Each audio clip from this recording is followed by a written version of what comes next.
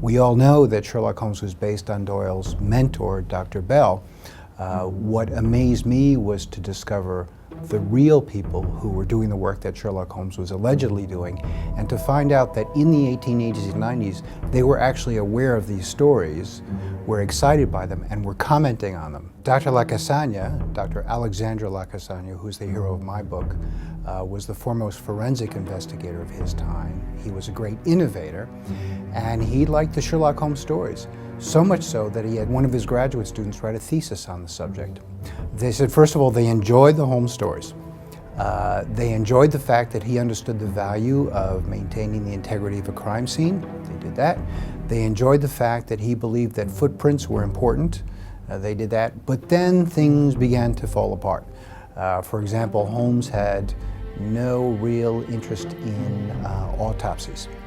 And they said, how could you possibly understand a crime scene without doing an autopsy? One of the things that truly amazed me was how much modern forensics owes to these people.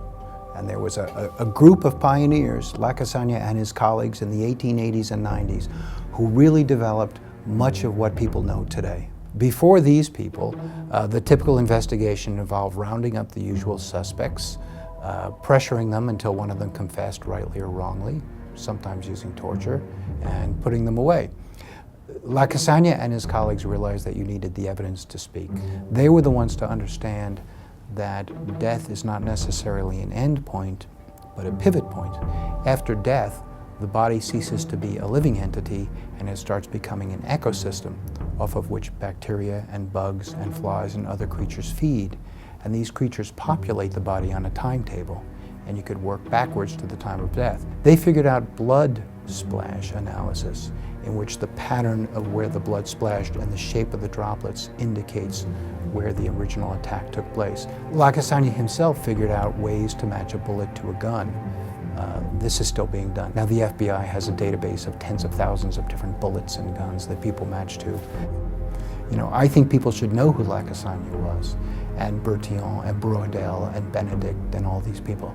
They were absolutely fascinating.